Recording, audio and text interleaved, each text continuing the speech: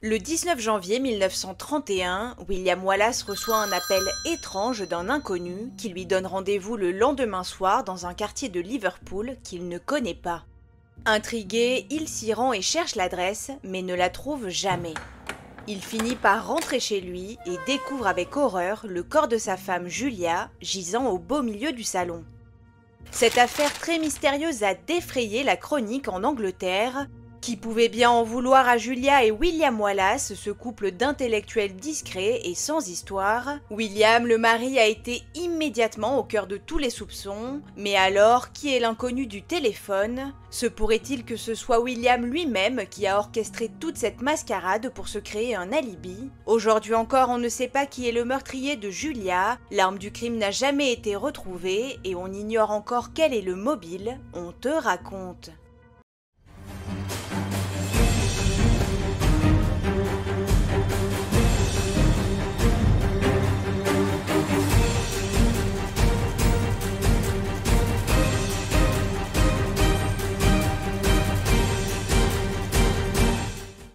L'histoire se déroule dans les années 30 à Anfield, au nord-est de Liverpool en Angleterre. William et Julia Wallace se sont rencontrés en 1911 et se sont mariés 2 ans plus tard, avant d'emménager au 29 Wolverton Street.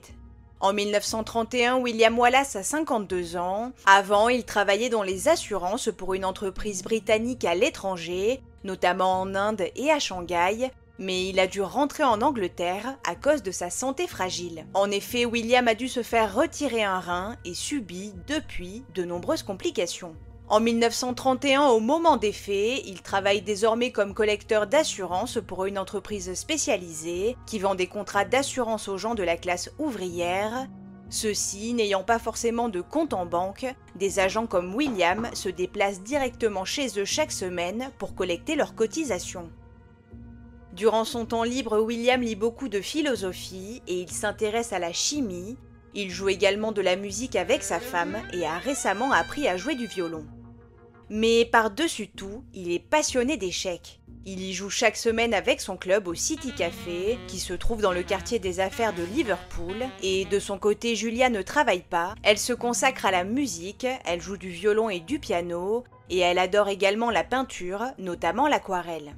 Les Wallace sont un couple comme les autres, à une différence près. Julia est âgée de 69 ans et William de 52 ans. Ils ont donc 17 ans de différence d'âge. Ni l'un ni l'autre ne sont très expansifs dans leurs sentiments, mais ils ne semblent pas se disputer beaucoup non plus, même s'il est difficile d'en être certain car on ne sait pas ce qu'il peut se passer dans leur intimité. Toutefois, le voisinage n'a jamais entendu de cris ni senti de tension qui pourraient laisser penser qu'ils étaient en conflit. Au contraire, tout semblait aller pour le mieux et ils menaient une vie tranquille. Le soir du 19 janvier 1931, William Wallace participe à un tournoi d'échecs, mais Julia ne se sent pas très bien, alors l'homme songe à annuler sa sortie. Lui-même vient tout juste de se remettre d'une grippe carabinée et a peur d'avoir contaminé sa femme. Mais Julia le rassure et il finit par y aller. Lorsqu'il arrive au City Café, Samuel Beatty, le capitaine du club, l'interpelle. Il lui explique qu'il a reçu un appel téléphonique un peu plus tôt. Un homme à la voix forte et bourrue s'est présenté comme Monsieur R.M. Calthrow et a dit vouloir le rencontrer pour parler d'un contrat d'assurance qu'il voudrait souscrire au plus vite. Il lui donne rendez-vous le lendemain à 19h30 à l'adresse 25 Menlon Gardens East.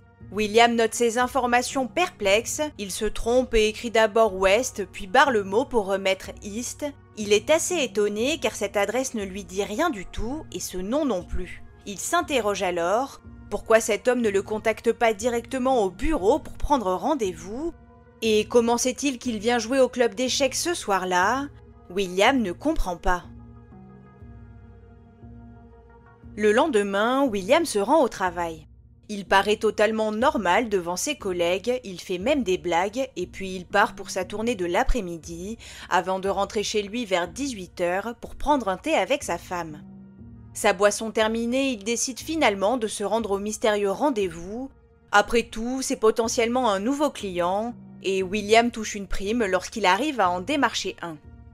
Il prend donc le tramway et fait plusieurs changements de ligne avant d'arriver dans le quartier de Menlon Gardens.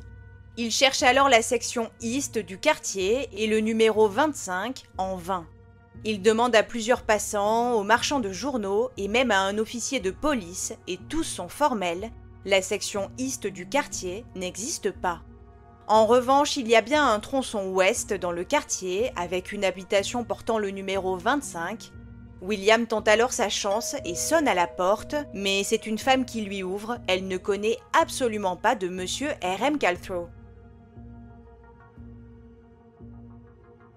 William, étonné, repart donc bredouille. Il arrive chez lui vers 20h45 et glisse alors sa clé dans la serrure, mais la porte ne s'ouvre pas. Parfois, le système qui est assez ancien se bloque, il force donc, mais rien à faire.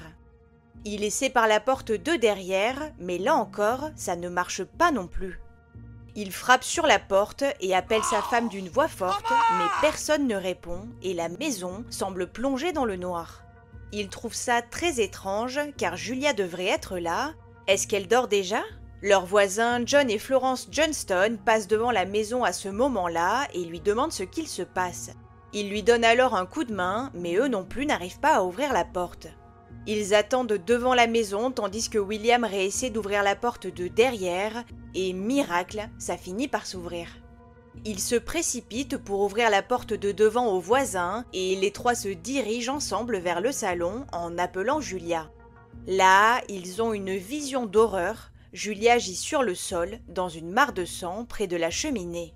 En dessous d'elle, en imperméable, Monsieur Johnston sort immédiatement pour appeler un médecin et la police, leur conseillant de ne rien toucher. Les forces de l'ordre arrivent rapidement sur place et constatent que Julia semble avoir été frappée à la tête à l'aide d'un objet contondant. Le tisonnier de la cheminée semble justement avoir disparu. Est-ce que ça pourrait être l'arme du crime ?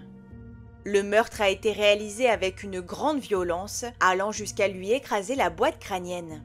Dans les toilettes, on repère quelques traces de sang et dans la chambre, des vêtements ont été jetés au sol, mais aucun objet de valeur n'a été volé. La boîte dans laquelle William range son argent, celui de sa collecte, semble d'abord avoir disparu, mais finalement, on la retrouve dans un placard de la cuisine. Est-ce que Julia l'aurait déplacée ou est-ce quelqu'un d'autre qui l'a posée là ? Tout de suite, les soupçons de la police se portent alors sur William. Pourtant, il leur explique bien qu'il est allé à ce rendez-vous et qu'il était donc à l'autre bout de la ville, mais ils ne le croient pas. Les médecins légistes concluent que Julia a dû être assassinée vers 18h30, juste avant que William ne parte pour son rendez-vous. Ils découvrent en plus que l'appel reçu par William au club d'échecs a été passé depuis une cabine téléphonique située à seulement 400 mètres du domicile des Wallace, non loin de la station de tramway que William utilise. Pour eux, il est évident que William a passé ce coup de fil lui-même pour se créer un alibi. Il est alors arrêté et inculpé pour le meurtre de sa femme. Le 22 avril 1931, le procès de William s'ouvre. L'accusation n'a aucune preuve matérielle contre lui, uniquement des preuves circonstancielles. Aucun sang n'a été retrouvé sur lui ni sur ses vêtements, et l'arme du crime a disparu, mais les circonstances laissent à penser qu'il s'est fabriqué un alibi lui-même pour pouvoir commettre son crime. L'accusation affirme même que William Wallace a perpétré le meurtre en étant totalement nu et s'est protégé des giclements du sang à l'aide de l'imperméable trouvé près de Julia, ce qui pourrait expliquer qu'il n'y avait aucune trace de sang sur lui. Une théorie totalement spéculative, mais elle suffit pour convaincre le jury. Il délibère pendant à peine 1 heure avant de le déclarer coupable. William Wallace est donc condamné à mort pour le meurtre de sa femme. Depuis sa cellule, William engage de très bons avocats pour faire appel de cette décision et ceux-ci ne tardent pas à préparer un argumentaire solide pour le défendre. D'abord, il a été constaté que Julia avait été rouée de coups et qu'elle gisait dans une mare de sang. Le sang avait même été projeté sur les murs, alors comment William pourrait-il ne pas en avoir une seule goutte sur lui ? Les avocats se penchent ensuite sur le timing et ils jouent en la faveur de William. En effet, le livreur de lait du quartier, Alan, est passé voir Julia peu après 18h30 pour qu'elle le paye. Elle était donc bien vivante à ce moment-là. William, quant à lui, a été vu en train de monter dans le tramway à 19h06 par le conducteur et par des passagers. Or, il aurait fallu que William ait le temps, entre le moment où elle a vu le laitier et le moment où il est monté dans le tramway, de tuer Julia sauvagement, de se laver, de se changer et de faire disparaître ses vêtements tachés ainsi que l'arme du crime, puis de partir en courant pour rattraper le tram. Le tout n'aurait pas duré plus de 21 minutes. Or, William Wallace n'a qu'un seul rein et une santé fragile, ce qui fait qu'il marche très lentement. D'ailleurs, un enquêteur a fait le trajet entre le domicile des Wallace et le tramway en courant, mais il n'est pas parvenu à arriver à l'heure pour le tram de 19h06, alors même que lui était un jeune homme en parfaite santé qui courait vite. Par ailleurs, la défense ajoute que la personne du club d'échecs qui a pris l'appel affirme que la voix ne ressemblait pas du tout à celle de William. Elle le connaît très bien puisqu'il vient chaque semaine et est pratiquement certaine que ce n'était pas lui au bout du fil. Mise au pied du mur, la cour d'appel annule finalement la condamnation de William Wallace et conclut que le jugement rendu a été déraisonnable. Une décision sans précédent dans l'histoire de la justice anglaise. Enfin libre, William reprend alors son emploi, mais malheureusement pour lui, l'opinion populaire le croit toujours coupable et ses clients ne veulent plus faire affaire avec lui. En plus, ses problèmes de santé s'aggravent. Interviewé dans un journal, il confie « Dans ma cellule, je me sentais moins isolé ». 2 ans après la mort de Julia, il décède seul à l'hôpital et est finalement enterré aux côtés de sa femme dans le caveau familial. Dans les années 70, un écrivain, Jonathan Goodman, se penche sur cette affaire. Il en fait même un livre, The Killing of Julia Wallace, dans lequel il affirme l'existence d'un autre suspect qu'il surnomme Monsieur X. Il soutient aussi que la police de Liverpool et le médecin légiste ont modifié certaines preuves et en ont même fabriqué certaines pour prouver la culpabilité de William. Ensuite, il faudra attendre quelques années pour qu'un journaliste, un certain Roger Wikes, enquête lui aussi sur cette affaire, puis publie à son tour un livre appelé The Wallace Case, dans lequel il met un nom sur ce nouveau suspect, Richard Gordon Parry. Cet homme, qui avait 22 ans à l'époque du crime, était un collègue de William. Celui-ci n'était pas au courant, mais Richard rejoignait souvent Julia chez elle pour prendre le thé, écouter de la musique et chanter pendant qu'elle jouait du piano ou du violon. Avait-il une liaison malgré leur différence d'âge, Julia étant de 47 ans son aînée? Outre la piste de l'amour, le mobile de Richard aurait pu être une vengeance personnelle. En effet, il se dit que Richard aurait détourné des paiements d'assurance un jour où il remplaçait William dans son travail. L'homme s'en serait rendu compte et l'aurait signalé à la direction de l'entreprise. Richard aurait donc voulu se venger de ce signalement en lui volant de l'argent, mais aurait fini par tuer Julia. Puisqu'il fréquentait aussi le café où William jouait aux échecs, il savait qu'il y allait régulièrement et aurait donc pu lui laisser un message là-bas pour lui fixer un rendez-vous imaginaire. Il savait aussi que les mardis, donc le jour du meurtre, étaient jour de paye et que William rangeait l'argent gagné dans une boîte chez lui. À l'époque, la police a très peu enquêté sur Richard, convaincu qu'il n'était pas mêlé à cette affaire, et puis il faut dire que certains éléments vont dans son sens. D'abord, il n'y a aucune trace de ce fameux signalement fait par William Wallace, et Richard n'a jamais reçu de blâme, ni été licencié pour cette potentielle faute. En réalité, il a quitté la société de son propre chef 1 an plus tard, et puis pourquoi Richard se serait donné tout ce mal pour inventer un rendez-vous, en sachant que William aurait très bien pu décider de ne pas s'y rendre et que Richard allait déjà souvent chez lui lorsqu'il n'était pas là. Et puis, si Richard avait voulu voler l'argent de William, pourquoi ne pas l'avoir pris plutôt que de seulement déplacer la boîte? Ça n'a pas vraiment de sens, sans compter qu'il s'entendait très bien avec Julia, alors pourquoi l'aurait-il tué avec une telle violence? Cependant, il y a tout de même quelques éléments qui permettent de remettre en cause l'innocence de Richard. D'abord, son alibi. Sa fiancée de l'époque, Lily Lloyd, avait dit à la police qu'il était avec elle au moment du meurtre, mais elle s'est rétractée quelques années plus tard. Puis une certaine Olivia Brine lui a ensuite sauvé la mise en promettant qu'il était avec elle, chez elle, entre 17h30 et 20h30 ce jour-là. D'autres témoins l'auraient confirmé, mais ces témoignages n'ont jamais été rendus officiels. Un autre élément semble suspect. Plusieurs décennies après le meurtre, John Parks, un employé de garage, a affirmé que Richard était venu le soir du meurtre et avait demandé que sa voiture soit nettoyée de fond en comble, à l'intérieur et à l'extérieur. Le garagiste aurait alors trouvé des traces de sang à l'intérieur du véhicule, mais il ne l'a pas signalé à la police et aucun prélèvement n'a jamais été fait, donc cette information reste peu fiable. Face au mystère, les théories se multiplient. D'abord, la théorie du vol qui aurait mal tourné. À l'époque, un cambrioleur opérait régulièrement dans la région et quelqu'un aurait très bien pu s'introduire chez les Wallace pour voler l'argent de William, serait tombé sur Julia, aurait paniqué et l'aurait donc tué. Lorsque William serait arrivé chez lui, le voleur aurait d'abord bloqué la porte pour l'empêcher d'entrer, puis se serait enfui, laissant là son butin. Certains vont jusqu'à émettre l'hypothèse que le voleur puisse être Alan le laitier, qui savait qu'ils avaient de l'argent et où il le rangeait, puisque Julia est allée en chercher dans cette boîte le jour même pour lui régler son achat.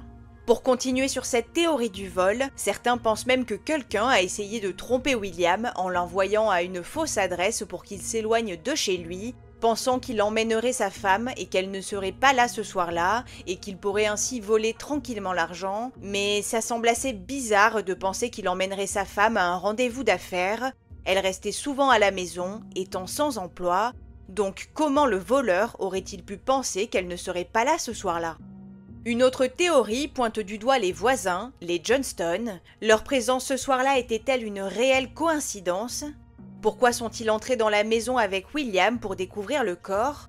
Certains racontent même qu'ils auraient volé le chat du couple pour attirer Julia hors de chez elle pendant que Monsieur Johnston se faufilerait dans la maison pour les voler. Julia l'aurait ensuite surpris en plein acte, il aurait paniqué et l'aurait tué avec l'aide de sa femme. Mais il n'a même pas été prouvé que William et Julia avaient un chat. Pourtant, certains vont jusqu'à affirmer que Monsieur Johnston a avoué le meurtre sur son lit de mort, mais ça ressemble plutôt à une légende urbaine qu'à autre chose. On sait toutefois avec certitude que le couple a déménagé très rapidement après le meurtre pour aller s'installer chez leur fille, mais cela pourrait très bien être parce qu'ils ont été traumatisés par cette histoire et qu'ils voulaient s'éloigner par peur que cela leur arrive. Encore aujourd'hui, beaucoup sont convaincus de la culpabilité du mari de Julia, William. Ils sont persuadés qu'il s'est fabriqué un alibi et a fait exprès de demander plusieurs fois son chemin à différentes personnes pour qu'il y ait des témoins. Il aurait aussi demandé de l'aide aux voisins pour ouvrir la porte afin de ne pas découvrir le corps seul et de pouvoir prétendre être sous le choc. C'est totalement possible, mais ces éléments pourraient tout aussi bien prouver son innocence. L'absence de mobile demeure une question sans réponse. William n'aurait même pas pu être motivé par le fait de récupérer l'argent de l'assurance vie de Julia, car la somme de celle-ci était dérisoire et qu'il a dépensé bien plus cher par la suite pour payer ses avocats et échapper à la peine de mort. D'ailleurs, pendant toute cette affaire, sa famille, son entreprise et même la sœur de Julia l'ont soutenu, croyant dur comme fer à son innocence. Récemment, une célèbre auteure britannique de polar, P.D. James, a avancé sa propre théorie. Selon elle, Richard était bien l'auteur de l'appel mystérieux parce qu'il voulait simplement faire une mauvaise blague à William pour se venger du signalement qu'il avait fait. William y aurait vu une aubaine pour avoir un alibi solide et pouvoir commettre son crime ce jour-là. Une autre théorie rocambolesque dit même que le laitier n'a pas parlé à Julia ce jour-là, qui était déjà morte, mais à William, qui s'était travesti en femme. Ça semble assez tiré par les cheveux, en sachant que le laitier connaissait très bien Julia, qu'il voyait tous les jours. Aujourd'hui encore, le meurtre de Julia Wallace reste l'un des plus grands mystères judiciaires du Royaume-Uni. Comment cette femme, qui n'avait pas d'ennemis et semblait avoir des bonnes relations avec son mari, a-t-elle pu être tuée d'une manière si violente? Et puis, pourquoi son mari William aurait-il voulu la supprimer?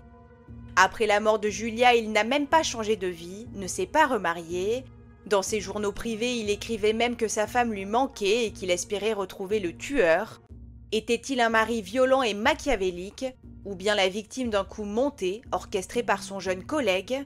Ou alors le meurtrier était-il plutôt un parfait inconnu, ou encore un voleur pris en flagrant délit? Donnez-nous votre avis en commentaire. C'est tout pour l'affaire Julia Wallace. On espère que cette affaire vous a intéressé autant que nous. N'hésitez pas à vous abonner et à aimer la vidéo pour soutenir notre travail. On se retrouve très bientôt pour une nouvelle affaire.